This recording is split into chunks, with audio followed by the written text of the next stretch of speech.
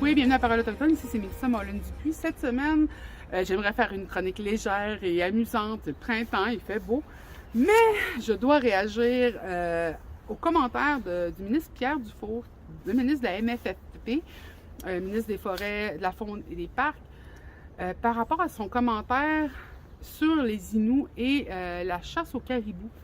Je m'explique. Pour ceux qui ne suivent pas activement le dossier du caribou forestier, il y en a beaucoup qui savent, je suis très impliquée par rapport à ça. Non seulement parce que je suis une femme Inou et que sans le caribou, je ne serais pas là.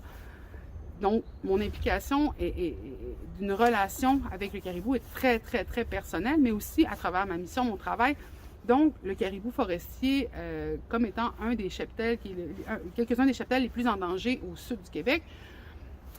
Tout le dossier du caribou forestier, je pourrais en parler par rapport aux actions, plutôt à l'inaction de la CAQ sur le caribou forestier. T'sais, on s'entend que c'est quand même ce gouvernement-là, pas une job ne sera perdue pour le caribou.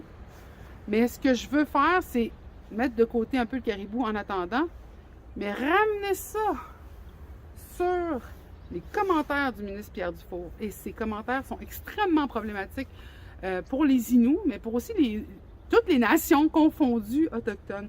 Je m'explique, c'est qu'il a, pendant qu'il a été questionné, justement, les actions que la CAQ a prises pour protéger le caribou forestier, justement, la mise en enclos, le fait que ces projets-là fonctionnent plus ou moins,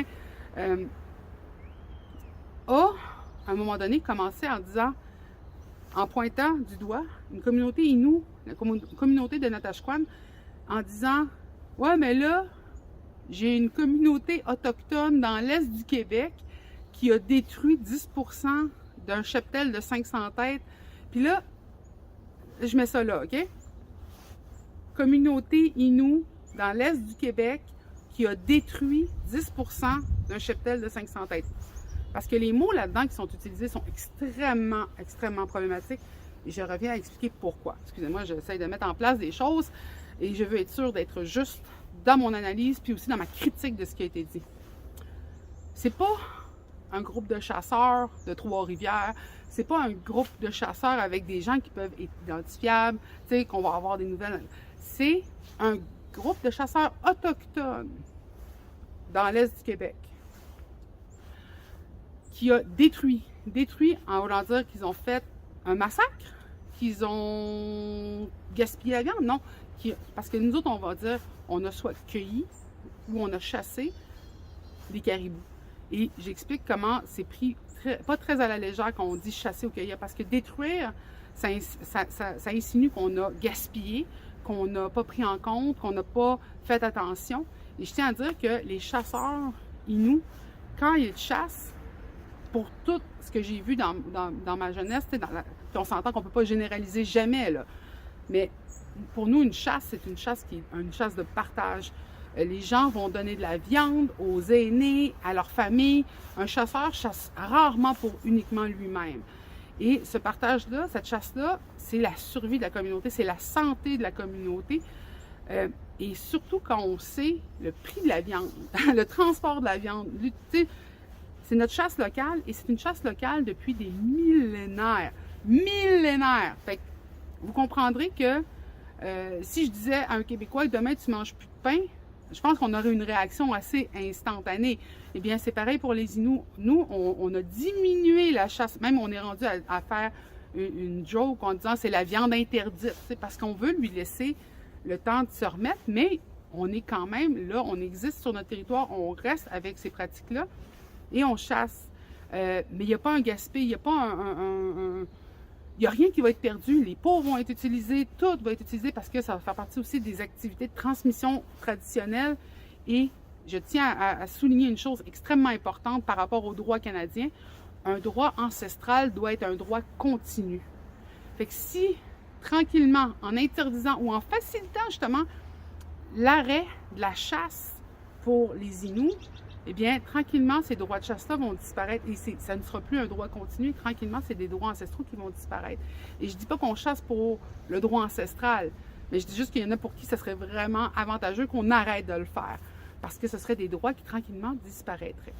Mais là, je reviens au fait que c'est un droit présentement alimentaire. Notre santé les aînés qui n'ont jamais mangé presque de viande, qui ne viennent pas du bois.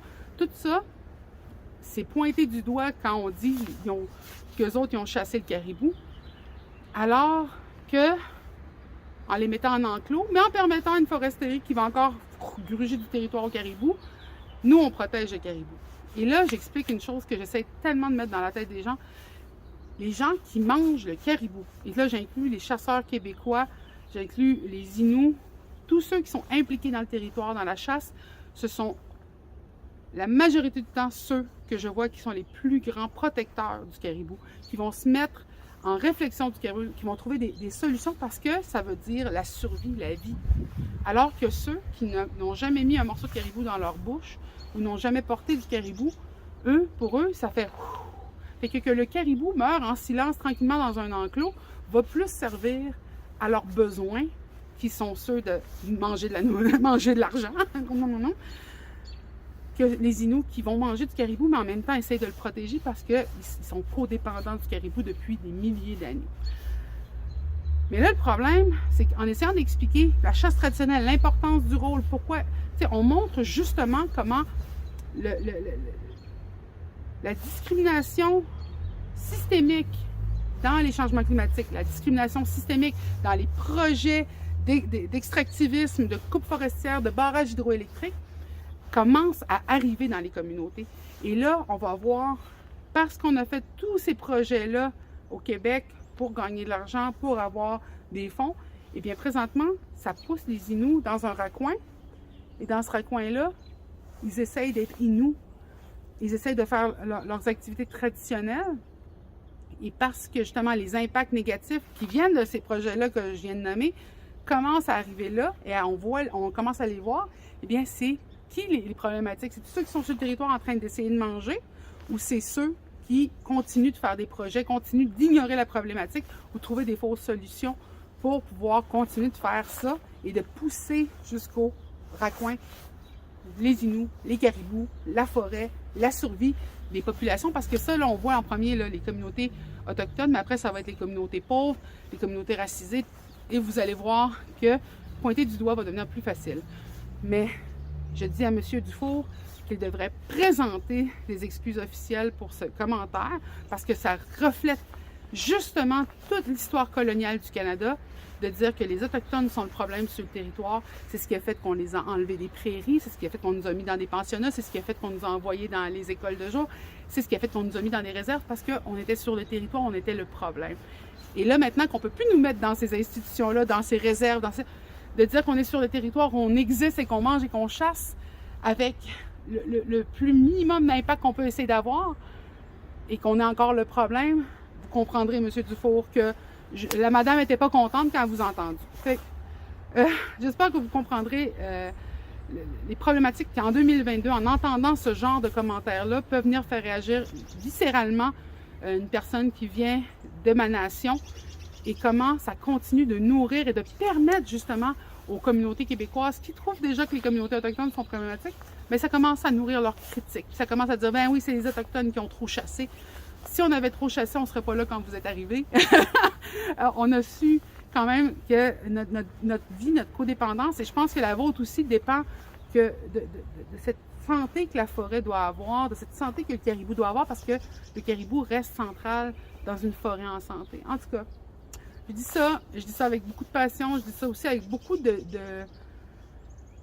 crainte, parce que on le cite souvent, mais on dit souvent seulement quand le dernier poisson va avoir été pêché, que la dernière rivière va avoir été polluée, que le dernier caribou va avoir été mis en enclos, et bien seulement là, on va se rendre compte que l'argent ne se mange pas. Alors, merci beaucoup pour votre écoute. Je vous souhaite une belle semaine. J'espère que vous allez partager cette vidéo. J'espère aussi que vous allez nous envoyer des suggestions. Et si jamais vous cherchez des sujets légers que vous aimeriez entendre, n'hésitez pas à me les envoyer. J'aime bien des fois changer un petit peu le topo du Canada. Bonne semaine!